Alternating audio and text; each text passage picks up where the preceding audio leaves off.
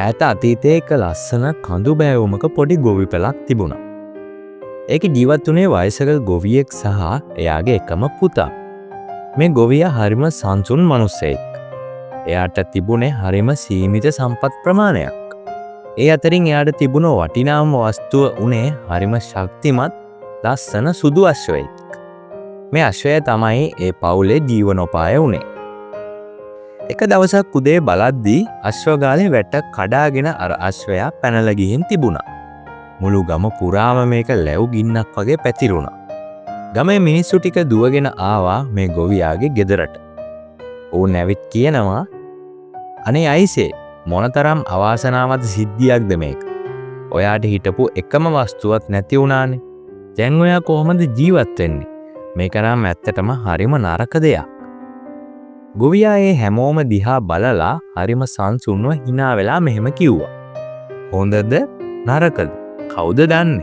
අපි බලමුකෝ." ඉතින් ගමේ මිනිස්සුන්ට මේක ඇහුවම හරිම පුදුමයි. ඔවුන් හිතුවේ ගොවියාට ප්‍රශ්නය නිසා පිස්සු හැදිලා කියලා. තමන්ගේ එකම අශ්වය නැති වෙලත් මේ මිනිස්සයා කියන කතාව බලන්නකෝ කියලා උන් බැන ගියා. සතියක් විතර ඔන්නෝම ගත වුණා. හදිස්සියෙම දවසක් දවල් වෙලාවක මුළු පොළවම දෙදරන අශ්ව කුරහඬක් ගමට ඇහෙන්න ගත්තා. මේ ගමේ අය එළියට වැහලා බලද්දි අර පැනලා ගිය අශ්වයා තවත් අශ්වයෝ 10 දෙනෙක් එක ආපහු එනවා. ඒ හැම අශ්වයෙක්ම හරිම ශක්තිමත්. ගමේ මිනිස්සු ආයෙත් දුවගෙන ආවා මේ ගොවියාගේ ගෙදරට. "අයියෝ, අපි වැරදි. ඔයා තමයි මේ ගමේ ඉන්න වාසනාවන්තම මිනිස්සයා. බලන්නකෝ, එක අශ්වයෙක් ගිහින් 10 දෙනෙක්ම ලැබුණා. මේක නම් හරිම හොඳ දෙයක්." ඕන් ගොවියාට සුබ පැතුවා. ගොවියා එදත් ඊරියව්වෙන්ම මෙහෙම කිව්වා. "හොඳද නරකද? කවුද දන්නේ? අපි බලමුකෝ."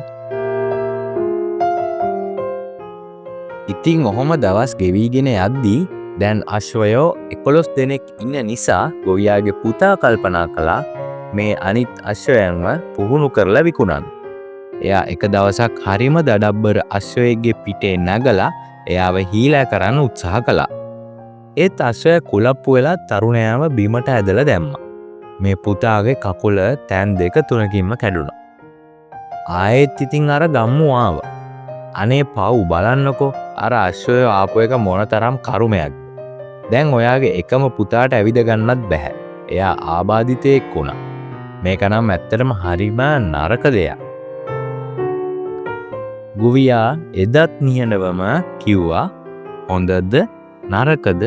කවුද දන්නේ? අපි බලමුකෝ." ඉතින් ඔහොම තවත් මාසයක් ගත වුණා. රටේ ලොකු යුද්ධයක් ඇති වුණා.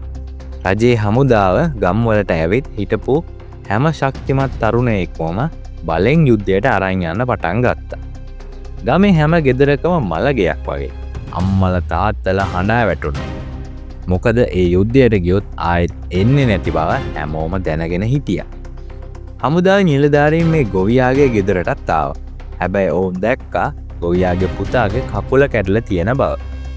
මෙයාගෙන් යුද්ධයට කිසි වැඩක් නැහැ කියලා ඔවුන් පුතාව දාලා ගියා. ගමේ අනිත් හැම තරුණයෙක්ම යුද්ධයෙන් මිය ගියත් ගොවියාගේ පුතා තමන්ගේ පියා එක්ක ජීවත් වුණා. ඉතින් යාළුවනේ, මේ කතාවෙන් අපිට දෙන ලොකුම පාඩම මොකද්ද? ජීවිතය කියන්නේ හරියට චිත්‍රපටයක් වගේ. අපි දකින්නේ ඒකේ එක දර්ශනයක් විතරයි. හැබැයි මුළු කතාවම දන්නේ විශ්වය විතරයි. අද ඔයාට වෙච්ච අසාධාරණයක්, නැත්නම් ඔයාට මගහැරුණු රස්සාවක්, එහෙමත් නැතිනම් ඔයාගේ බිඳුණු සම්බන්ධතාවයක්, ඒක අනාගතයේදී වෙන්න තියෙන ලොකුම විනාශයකින් ඔයාව බේර ගන්න වෙච්ච දෙයක් වෙන්න පුළුවන්. ඒ නිසා ජීවිතයේ ප්‍රශ්නයේදී ඕනවට වඩා වැටෙන්න එපා. වාසනාවෙද්දී ඕනවට වඩා උදව් වෙන්නත් එපා. හැම වෙලේම ගොවියා වගේ සංසුන්ව කියන්න පුරුදු වෙන්න බලමු ඉස්සරහට මොකද වෙන්නේ කියලා.